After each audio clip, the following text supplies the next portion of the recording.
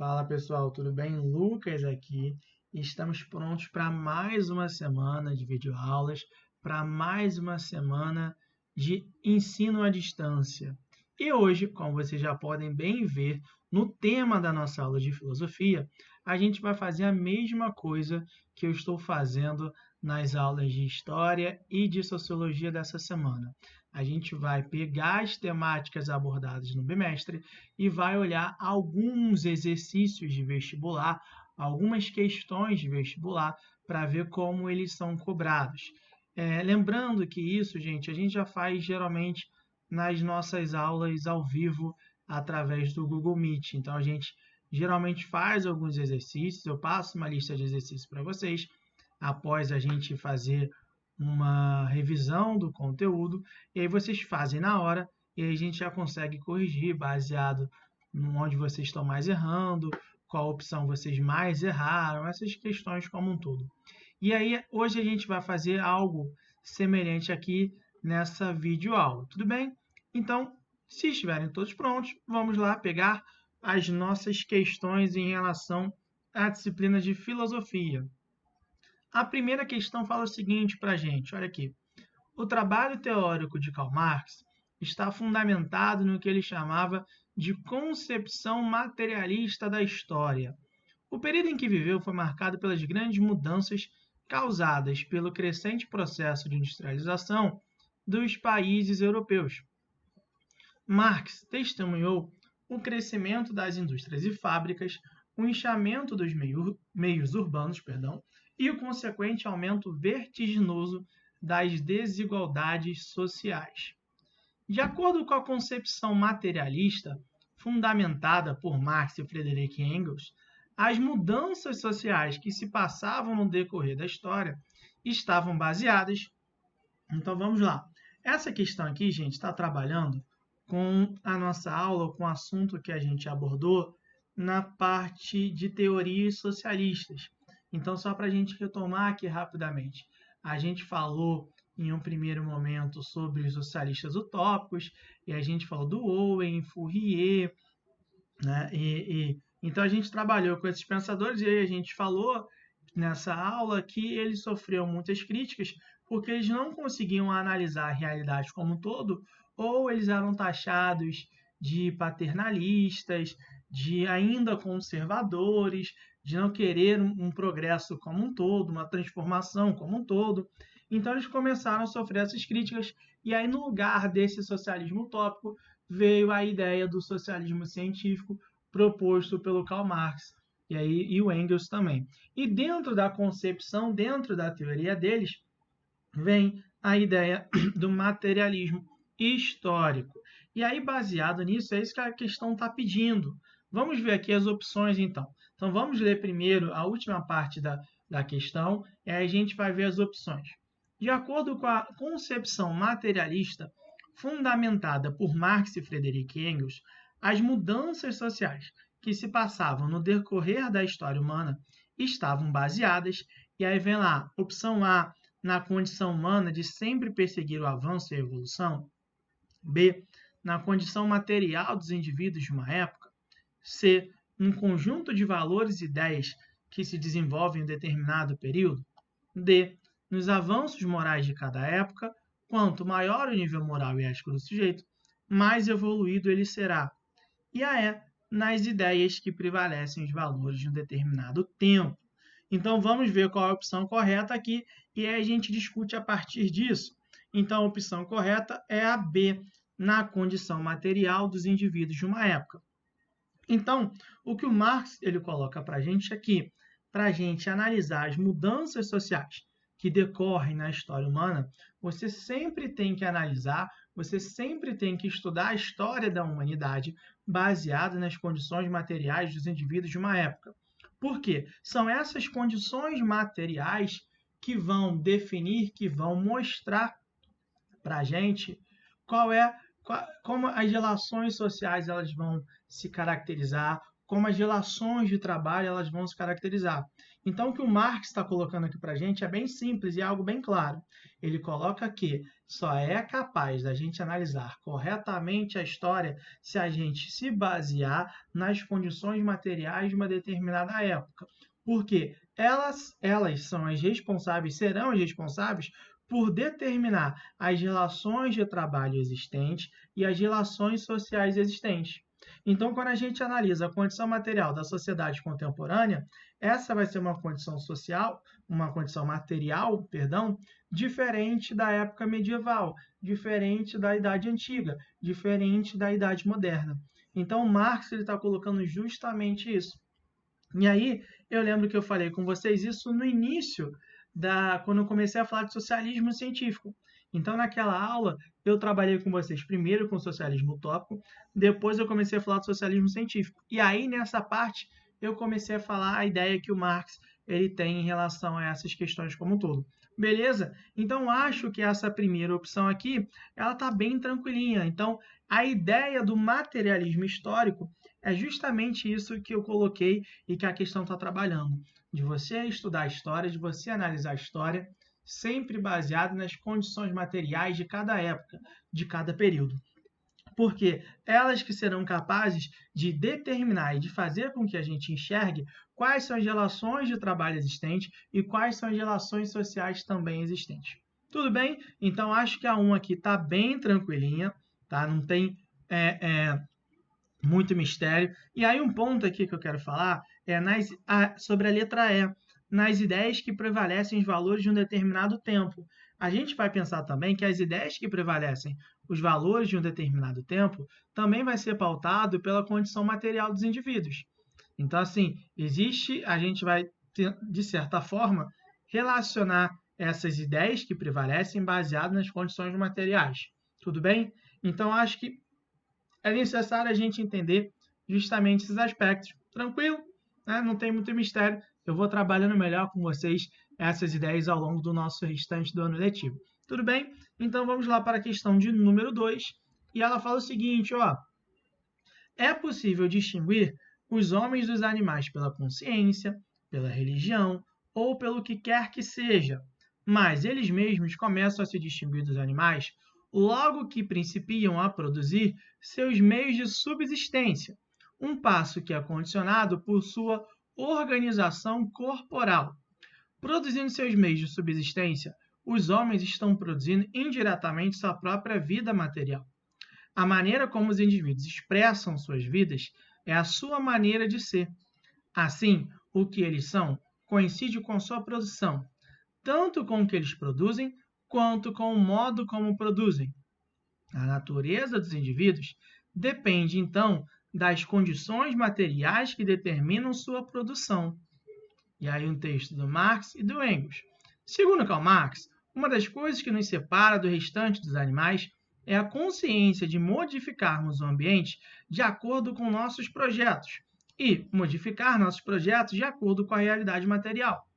Assim, utilizando, fabricando, produzindo nossas próprias ferramentas de produção, logo, para o autor, é a capacidade de produção do homem sua própria essência.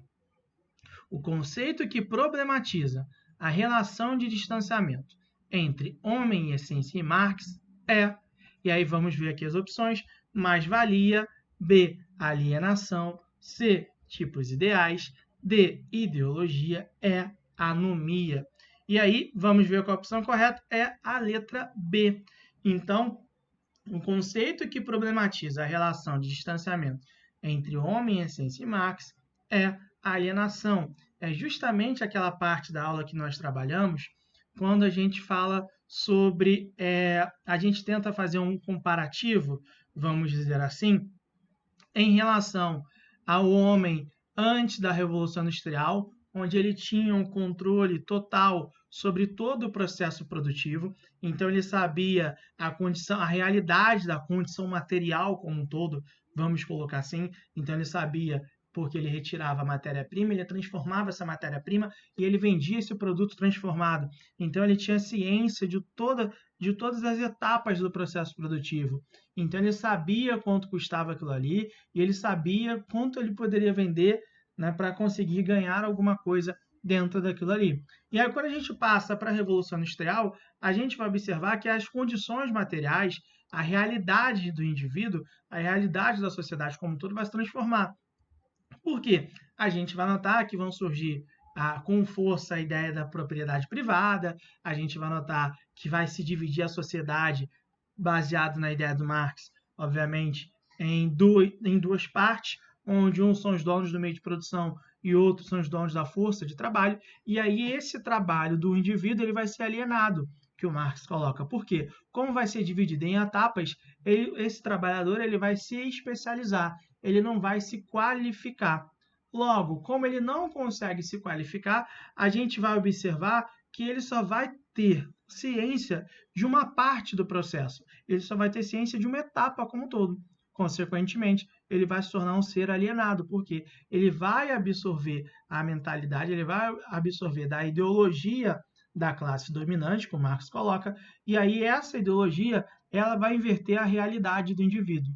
Então ele não vai conseguir enxergar a realidade como tal, porque a construção da mentalidade, a construção das ideias para o Marx vai estar baseado num pensamento burguês. Então esse trabalhador ele vai ficar alienado e não vai conseguir buscar melhores condições. Ele não vai conseguir se aproximar da sua essência. E aí essa ideia vai ser a alienação. Mais valia não pode ser porque é aquilo que o Marx coloca em relação ao cúmulo de riqueza baseado no trabalho do proletário, segundo ele fala. Tipos ideais não tem a ver com Marx. Ideologia tem a ver, mas não é essa ideia, tanto que a gente não trabalhou, né? A gente não falou basicamente disso, mas de certa forma eu coloquei aqui, mas não vou mais complicar a situação nesse momento. E anomia também não tem a ver com as questões que a gente trabalhou aqui. Dessa maneira, a gente coloca que a nossa opção correta, aí, como já foi bem colocado, é a opção B. Tudo bem? Então, podemos prosseguir. Vamos lá para a 3. E aí a 3 tem aqui, ó, é do Enem. E ela fala o seguinte: nós nos recusamos a acreditar que o Banco da Justiça é infalível. Nós nos recusamos a acreditar que há capitais insuficientes de oportunidade nesta nação. Assim, nós viemos trocar este cheque, um cheque que nos dará o direito de reclamar as riquezas, de liberdade e a segurança da justiça. E aí do Martin Luther King, Eu Tenho um Sonho, no qual ele fala isso em 1963. E aí a questão do Enem fala o seguinte para a gente, ó. O cenário vivenciado pela população negra no sul dos Estados Unidos, nos anos 50, conduziu à mobilização social. Nesta época, surgiram reivindicações que tinham como expoente Martin Luther King e que objetivavam. Então, essa questão a gente está trabalhando com a nossa última aula, que foi sobre a ideia dos direitos civis e dos direitos humanos. Então, a gente falou lá, a gente trabalhou com o conceito de direitos civis, a gente falou que a ideia dos direitos humanos é quando a gente pensa nos direitos civis numa escala global, numa escala planetária, vamos colocar assim. Né? E aí vamos ver aqui as opções. Então, lendo de novo aqui a última parte da pergunta. Nessa época surgiram reivindicações que tinham como expoente Martin Luther King e que objetivavam a conquista dos direitos civis para a população negra, b. o apoio aos atos violentos patrocinados pelos negros em espaço urbano, c. a supremacia das instituições religiosas em meio à comunidade negra sulista, d. a incorporação dos negros no mercado de trabalho, é a aceitação da cultura negra como representante do modo de vida americano. Então vamos lá ver qual é a nossa resposta correta.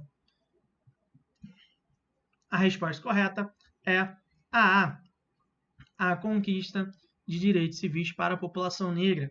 E aí, gente, essa questão a gente falou um pouquinho na nossa live, inclusive. Então a gente trabalhou um pouquinho com essas questões e a gente falou também na nossa aula efetivamente. Então, o que a gente tem que lembrar? Os Estados Unidos é um país que foi colonizado pela Inglaterra e durante a colonização teve a utilização de mão de obra escrava africana, e aí aboliu a escravidão por volta de 1865, com a 13ª emenda, lá no governo do Abraham Lincoln. E após a abolição da escravidão, a gente vai observar que os Estados Unidos ele vai criar uma série de leis que a gente chama das leis Jim Crow, que eram leis responsáveis por manter um processo de segregação social. Ou seja, os negros não poderiam frequentar as mesmas escolas que brancos, tinham bebedouros para negros, bebedouros para brancos. Outra questão que tinha também era de ceder o lugar para brancos quando entrassem em ônibus, essas questões como um todo. Então a gente observou que durante muito tempo nos Estados Unidos houve um processo de não efetivação dos direitos civis para a população negra. Então eles eram excluídos dessa questão, dessa ideia de cidadania como um todo. E aí, durante a década de 50, durante a década de 60, a gente vai começar a observar que esses movimentos em defesa dos direitos civis da população negra começam a ganhar muita força, através da figura do Martin Luther King, que eu falei na nossa aula, através da figura do Malcolm X, que eu falei também, e aí eu comparei com os X-Men, o Magneto e o Professor Xavier, mas tem outros nomes que vão surgir também, Angela Davis, o movimento dos Panteras Negras, uma série de nomes que vão ser os grandes defensores naquele momento ali e que vão chamar mais atenção em defesa dos direitos civis para a população negra.